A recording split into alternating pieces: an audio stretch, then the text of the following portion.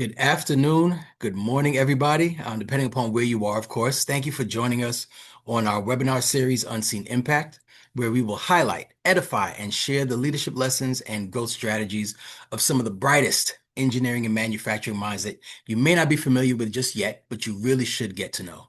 My name is Sean Bartley, right? I'm the founder of Crown Technical Staffing, a specialized recruitment and engineering firm based here in Atlanta, Georgia. We partner with small to mid-sized manufacturers, design teams, and integrators, just helping them find and retain those mission critical technical talent and the frontline engineers and leaders and executives that help develop those teams. Before we get started, right, I want to be really intentional with our time. I hope that we can walk away at the end of this conversation with Blake and I with four things. First thing, okay, how Blake doubled factory capacity in just 5 weeks by rethinking resource allocation, delivering those immediate results without waiting for new tech or endless red tape. Number two, the team building strategies and leadership hacks he's used to take companies from stagnant to scaling, growing the revenue by 36% in 2 years, and developing along the way those internal leaders while navigating turnover. Number three, step-by-step method, right, for transforming technical contributors into effective leaders, designing those succession plans during retirements, during those turnovers, and maintaining that morale amid that company those company changes, right? And the last thing I know, this is something, Blake and I, connected with, and one of the reasons for him even coming on to our webinar series, just his insights on why every leader, especially those in the C-suite, they should really consider their virtual profile and communicate a controlled, authentic message, especially in today's digital world. Our guest today, Mr. Blake Pasker, is the COO, newly appointed Chief Operating Officer at Carley Foundry, a privately owned full-service casting and metals facility that's positioned for significant growth under Blake's leadership. I'm sure his story is best told in his words, so I'll actually let him kick it off and really kick things off with a 90-second version of who he is. Blake, are you ready for us? 90 seconds. Yes, I Yes. will be ready for you at this point. Yes. Awesome. So yeah. Awesome. For the folks joining us live, give us that 90-second version, who you are, what does the Chief Operating Officer actually do at Carley Foundry, and what's one thing about your work that would surprise people? All right. So the 90-second version is actually I stepped into this role very end of March. What's really interesting is that I have no previous foundry experience. Foundry for me was actually out of semiconductors.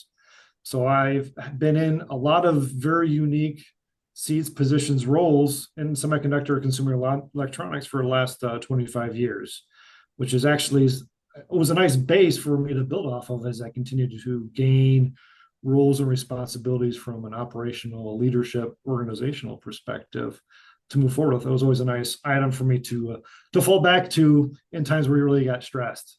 So what interested me about coming into this role then was it's small enough that I can take all the things that I've learned from much larger P&Ls than here, much different, much larger organizations, and use that experience for the items that I don't know yet that I'm still trying to learn, right? Because it's always different when you're working for larger corporations and in different roles, who's sitting behind you that supports you or doesn't support you and how you want to move forward versus I'm the guy now, right? The buck stops with me. Everything's going to run through me from that perspective in terms of what we're going to move forward, how we have success at a top line and a bottom line level. So that was interesting to me. So it's been fun coming over here. The other part was that people don't realize how much innovation and technology actually goes into making a casting, right? There's a ton of thermodynamics, there's a ton of fluid dynamics. And then as we're looking forward with the items that we can do today from an innovation perspective, we have predictive modeling into predictive modeling schemes that we're looking either using today or looking at how we continue to leverage going forward. We also do a bunch of additive manufacturing as well too, in different ways that I'm not going to elaborate too much on, but there's a lot of those micro macro technology items that are out there already today, and we're leveraging them at a very industrial space. So, but yeah, CO, it's a balance of trying to do a strategic, what direction we're going to go in, and then how do you go win the day to help build off of trying to go in that direction. One thing is being in a nicer area is you can take your P&L and you can walk right to the floor and see what's going on with it. So you can build up all the different levels of how that compounds on itself. And then as you and I were talking just a little bit ago, probably one of the bigger part is just trying to get that good cross-functional collaboration, right? Mm-hmm. How do you get everyone just to kind of get along, which is actually something that I've enjoyed coming in here and been challenged with, is just trying to get everyone from a team perspective, coaching perspective to to see, to work, how do we want to function and move forward. So one thing we discussed as well is just that self-review that you do, right? Oftentimes it is, and I think it's just appropriate. We're at the end of the year. A lot of folks who are either listening or checking this out live, they, this is part of it would be super helpful. Just you talked about an annual self-review, just asking, what am I learning, right? What am I learning that's preparing me for that next role? Walk us through that process. Give us that process. What exactly are you writing down? How are you grading yourself? And how has that habit just kind of influenced the choices you've made throughout your career? Yeah. So one of the things I learned a long time ago is you want to make sure you have a feather in your hat, Mm, right? mm, But what you don't want to have happen is at the end of the year, look around and go, what was my feather? You want to have a conscious decision much earlier sure. before you get to that point regarding what and how that looks like. So within a lot of different scenarios, it's always about, what do I want to take away? What am I learning? What do I need to learn? What are the tools in my toolbox I need to go after? What are the experiences I want to start setting myself up with? And then having that discussion with yourself, if you have the right leadership teams, when they sit you down and they want to go, well, what do you want to do? You now have an answer. And if you don't have an answer, you have the ability to convey, this is what's going on. You can kind of self-advocate for what you want to go do next. But you have to sit down and consciously think about, where am I today? Yeah. So when you're looking at just in that reflective mode, right? When you're looking at the executive roles that you've held, 3M, Onto Innovation, what's that? What's the counterintuitive lesson, right, that you've learned about reviving just struggling plants, struggling teams, something that's worked better than theory actually predicted? From struggling teams, I think, one of the biggest things that you have to think about is like, you're going to be wrong, right?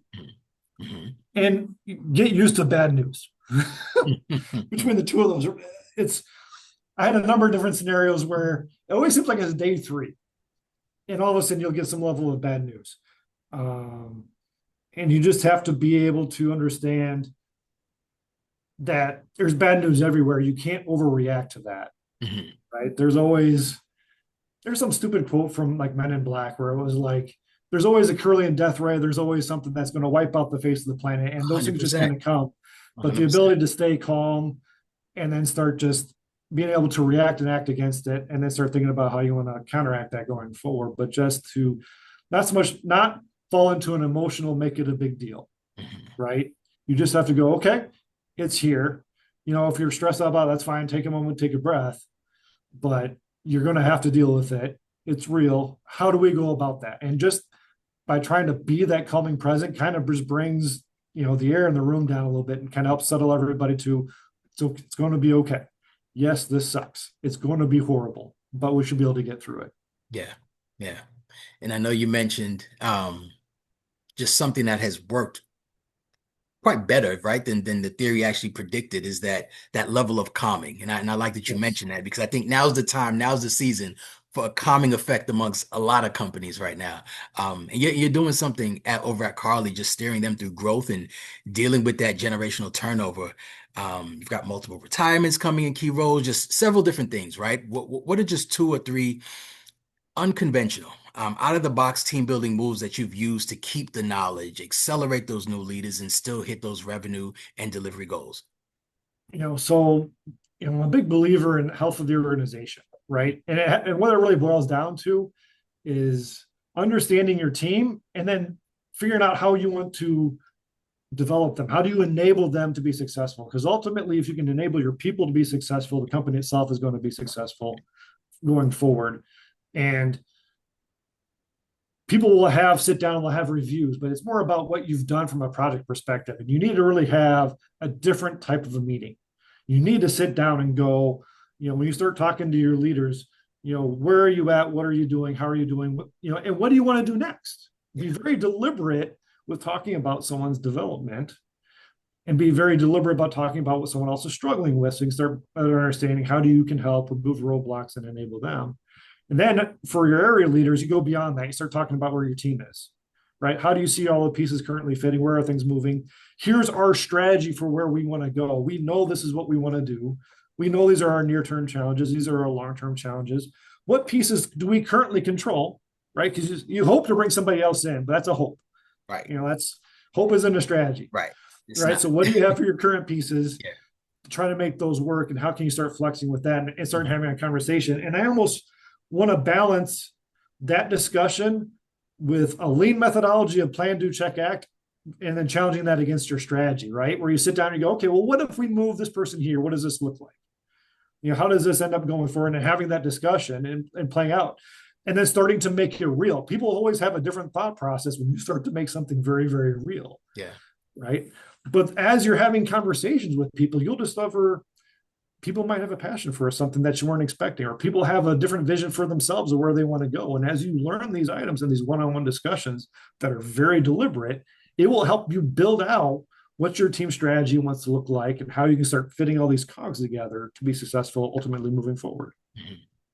One of the things too that just in my conversation, both with yourself, Blake, and other manufacturing leaders, folks are trying to figure out right now how to turn their strong technical contributors into management, moving them into management roles without formal leadership training necessarily, right? And you mentioned, right, just having that open book policy and just being that leader from the front. What's some of the step-by-step frameworks or playbooks that you've used, right? The turning a great individual contributor into a capable leader. What does that first 6 to 12 months look like in terms of expectations, coaching, feedback? Um, yeah, just trying to get an idea there. Sure. So when I first made the decision to move from being a technical contributor to a leader, Mhm. one of the early lessons I had from a VP, and I still use this to this day, is that he came out and he directly told me, he goes, it's no longer your job to be the smartest person in the room. Mhm. Right. And so that's when I come into those situations where I can see where that person is, they have a ton of knowledge. They're bringing a ton of value into it. Mhm. You have to kind of acknowledge that. I can see your value. I can see what you're doing. Mhm. However, your job is no longer to be the smartest person in the room. You need to protect the corporation, make sure Mhm. we don't do something that's silly, stupid, make sure your people don't go in that direction. Right. But you're more about trying to enable your people moving forward, right? So the discussions that you're having with your people have to be along those items. I need you to be a teacher, not a dictator. We need to set people up from a project perspective and provide guidance versus specifically tell them this is the task I want you to go do, because I know we should be doing that. Mhm. You may or may not know, but we need these people to start learning, start creating their own ideas, because we need a ton of idea generation across the board with everybody to be bought in and involved for where we want to go long term. But it's more about how do we guide our subject matter experts on the floor to be our extension, right? But not be, go put part A into slot B at this point in time. It's like, how do you make that better? Because they may come back and go, the whole process that we're doing isn't working. But if we did Right. something like this, Right. and we can go forward, right? Right. Right. And then the other part is with them is helping them reestablish a relationship, right? Sometimes when they've set a relationship with a person that doesn't feel they can tell them what to do because they don't feel like they have the same background, Mhm. you don't get their ideas. It ends up always being your one leader's idea, right? So you have to reestablish a relationship that allows that engineer, that production operator, that supervisor to feel they can go do something to be successful with it without feel of failure. It's right. As long as we learn something from that, that can still be success. Mhm. But we need to have a good relationship so they feel like they can go try, be independent, and bring ideas to us. We ultimately want feedback coming back up the chain, right? For sure. For sure. And I want to make sure everybody listening on live or even watching the recording, they're picking up what you're putting down, Blake, because I think you're sharing some great insights how to turn these, technical contributors, these individual contributors into leaders, just those different frameworks and just processes that you go through. If you are on live right now, I'd like for you to throw an emoji into the chat just to make sure that you are engaged, that you are hearing, that you are listening, that you're following along, right, with what Blake is sharing, and the conversation that's being had. There is also Blake's email address, which is the best way to keep in contact with him throughout the conversation, even post conversation. His email address is in the chat. My calendar is also up in the chat as well for us to stay connected. If you'd like to also have a conversation about potentially presenting and being a guest on the Unseen Impact in future episodes, you can certainly click on the calendar link and book some time into chat there. Or if you have discussions about your own staffing and recruitment needs, I'd love to have that conversation as well. So Blake, I just want to make sure we at least plugged your information and just shared and just made sure we were, connecting with the folks that are listening and are live with us right now. Um, but I want to follow up now. You mentioned something in earlier conversations. You talked about a black ops Yes. style problem solving, right? And I thought that was a cool coin or term that you use, right? I hadn't heard that done before. Black ops style problem solving. So you doubled capacity and you shifted product between plants with it seemed minimal budget, right? And a lot of red tape. Deconstruct one of those wins for me into steps. How you scoped it, how it was funded, how you protected it internally, because I'm sure there were many things externally and internally you had to fight against, and how you measured success when it came about. So, all right. So, for everyone in the back, or at least understand what was going on, this actually occurred during COVID, right? So, we happened to, we'll call it a material. We happened to be making a material that went in and was used both in COVID testing and enabled 5G chip probe testing. So, the same time you had a need for all these tests as we were having a health crisis at that moment, and people were more working from home and needed more connectivity, there was a huge influx of demand that was unpredicted that occurred. And so we were challenged with, can we double our capacity to meet this need? And this isn't a, hey, go do this in a year. This is, what can you do right now? Mhm. So step one, assemble a team. That's the very, and it very much, it sounds exactly Groundbreaking. Yeah, like that's it. Yeah. Avengers, right? Go assemble your team. So then you have to sit and you have to think about, who do I need in my team at that point in time? Because depending on the situation, you may want a small team or you want a larger team. Most of this stuff, in order to move quickly, I try to keep it as small as I can with people that can either provide action or an answer or know somebody to get me to somebody else within that. So for this particular scenario, in order to move something in the plant, I got the plant manager, I got the engineers that are involved, I got a facilities guy that's sitting in there as well too, right? This is a product that we've been running, but it's still relatively new. I had product developers that had worked on it previously, historically, other corporate lab people that we happen to have at our function, just real small couple of guys that were familiar with what was going on, that were good at off the wall type of Mhm. thought processes and dynamics. And then I had a supply chain person in the room. So I had at least a business outlook of what we had to try to, what our end state was. Mhm. And then it was sit down and go, here's a scenario, right? But what I do with that is, and once you place a scenario out there, especially that type of situation, you're going to get a lot of negativity. You're going to get, no, nah, you can't, whatever. And I go, okay, here's what we're going to do. This is step two. You're going to play the yes if game. Can we go do this? Yes, we'll go do this if we have these Mhm. items, right? Okay. Mhm. And you'll start getting that, well, okay, now you start people thinking about what's actually possible, right? So you're one step closer to making it real. Mhm. Um, and then as you're starting to get ideas actually starting to flow from a brainstorming perspective, now you have to start making stuff, what's actually real, what's actually possible, what can you glean onto and move with right away, right? And this is kind of like trying to help build out your own luck, right? So one of the things that we were aware of, we're talking with facilities and plant managers, we already had a capital expense item that was going on that was, we could leverage against to go get money very quickly, Mhm. right? They were doing very good on their budget. What we needed to do to help expand our capacity from just daisy chaining a few different reactors together, we could do very quickly for a modest amount, but I'd have to go through all the initial red tape to go get it. I could just change the scope of that project a little bit and Mhm. get approval within days versus trying to deal with it in months. So that was the other one. The other one was because of having the right people in the room from a core perspective of that team. We had a guy that already had an idea to help improve out, reactivity and process to scale. He goes, well, yeah, I've had this idea sitting here for a while. It's been collecting dust. And so we talked about people enablement. It was like, all right, what can we get for you? What can we go do Right.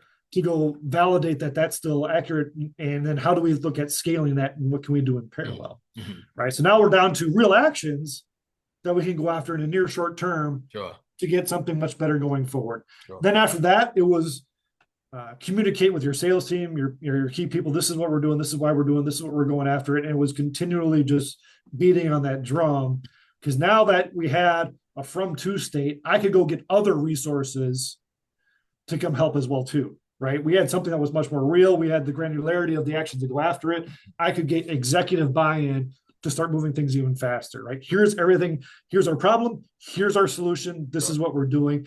Because the first question every executive asks you is, that's great. How can you do that faster? You're like, I can tell you how I can do this faster. Now I need you to get me X, Y, and Z. Yeah, yeah. You're bringing some real life examples and real information to the table, right? Yes. And for those who are just in the middle of that type of change, right? They're growing. It's either a new facility, a bunch of retirements are happening in their plant. What are just three actions that they could take in Q1? Again, we're coming toward the end of the year. What does that Q1 look like just to protect morale while still raising the bar, while still in the middle of that rapid change? What are some of those things the leaders can do in that instance? From that perspective, you really got to start understanding your team, right? So if you stepped into it and you don't have it yet, you got to start having health of the organization discussions with key people, right? You know who's in your team. Start figuring out and meeting with who do I need to get a hold of right now to start thinking about, here's where we want to go. Okay, so if we're going to go in that direction, who's going to help me lead the charge in that way? Because I have to get them to rally with me, but I can't have just them. I need their whole organization to come with me. So start with those items. Once you do that, have a better idea, and you can set what that goal is. Now it's about communicating where we want to go. Communicate the direction, right? And then you start thinking about the actions you want to have. So the next part, you're going to start, starting to take actions. And as you're taking actions, you're going to communicate why we're taking these actions, how they plug into your end state that you want to go after, Sure. right? But you got to at least understand some background with your team, because how you state what that goal is, how you state what those actions are, you have to figure out what that audience looks like, right? They don't have to agree with you when you're going after these, but you definitely want to have buy-in. So you have to understand what that audience is as you're moving forward. And then as you're looking at those opportunities, take advantage of that to start looking how you move people around, right? It gives you a chance to promote somebody into a certain position to get ready for something else. If you think that you're going to have retirement coming up, or you're going to have growth in a certain area, you're going to have to leverage internal people. How do you get people ready for that? Sometimes you have to move them for a little bit to get an experience and then move them. So you're making like two different pieces. But those are opportunities to scale people, and then having those, leveraging those health of the organization discussions, those details will help you better set up for who you should move around. Because you're going to find out someone's got a passion for something that you didn't realize. Somebody wants to go to a different end state than you were predicting it previously, right? So now that you have all those little nuggets of information, you can put them into your plan and you go forward. And then the other part is, after you do all this stuff, especially with the communication, is be as visible as possible to everybody, right? You're going to get a lot of interesting feedback. If you're honest and humble to people, they will start up and start coming to you and interacting with you regarding your vision and why we're doing it at that. And they might even want to contribute with it, right? So now you're getting further buy-in for what that looks like. So you mentioned a specific company in your background, right? That you had to move and kind of guide individuals through those changes, right? You described that it was a specialty, chemicals business. You helped them move from about 500 million in top line to about 680. Yep. That's a huge growth. That's, if I'm not mistaken, I'm not a math guy, but I think it's about 36, 37% in terms of growth. And you did that by planning just, the plant startups, product consolidation, and just turning, even pricing strategy, right, across various regions. If you had to package that up and put that into a turnaround and growth playbook, what are some of the core moves that you put forth, if it was any different than what you just previously shared, and just what are some that most leaders they underestimate, they overlook? What could that be?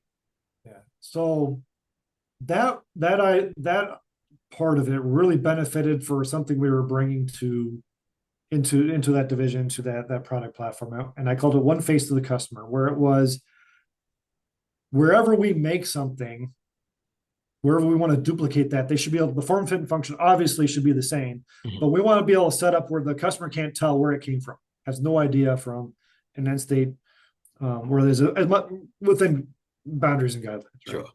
Sure. So when we were looking at where it was items we're going to go and how we want to shuffle it, we looked at our overall global resources. And that was from two different perspectives, right? So one of the first things you want to do is you want to look at all the chips you have.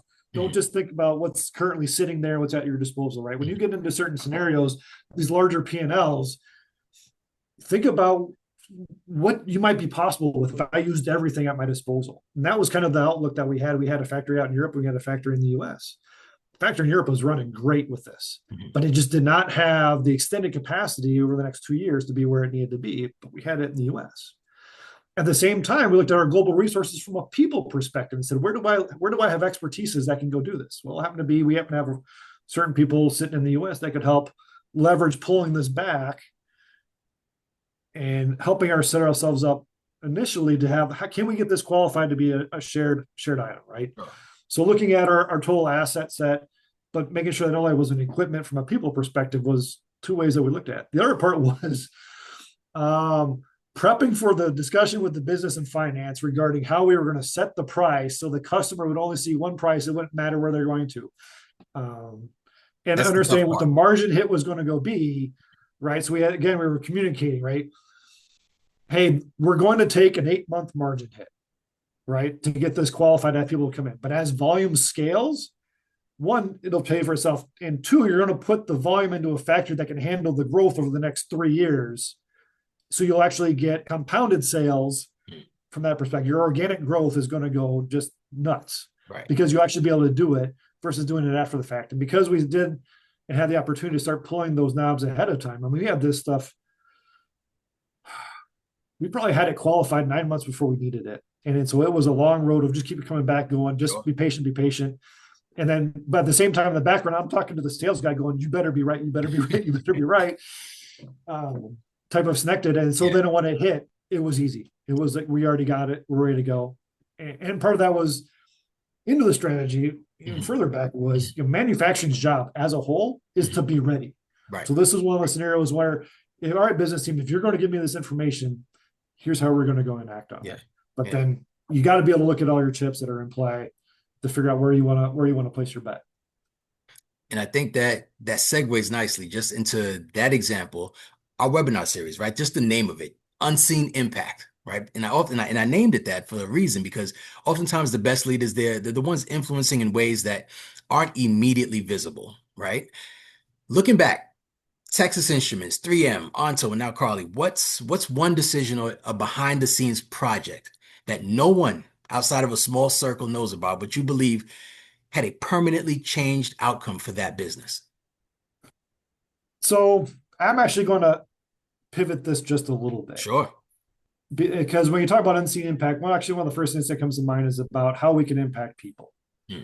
So this actually rolls back to the first time that we did Black Ops, where it came from, right? So I took over a product platform and I was fortunate in that role to have a fantastic team, engineers and operators. And I still think back to them today. This is like 2010. So this is 15 years ago.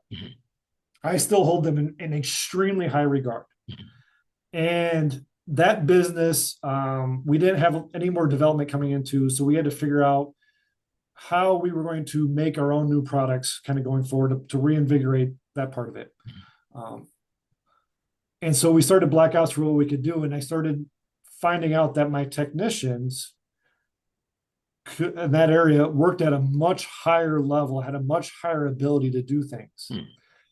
And we eventually had to fold the business, which was the right decision to do. We were able to talk about it far enough and out that everybody within that area got jobs. But the biggest thing was part of the Black Ops and learning about what those people are. We actually set people off on a higher, better road. We influenced their lives and improved their lives by being able to set them up to have a better participation, a better role. There's 5 guys we basically made engineers. We took them from production operators to technicians to engineers. We changed somebody's life that day for the better.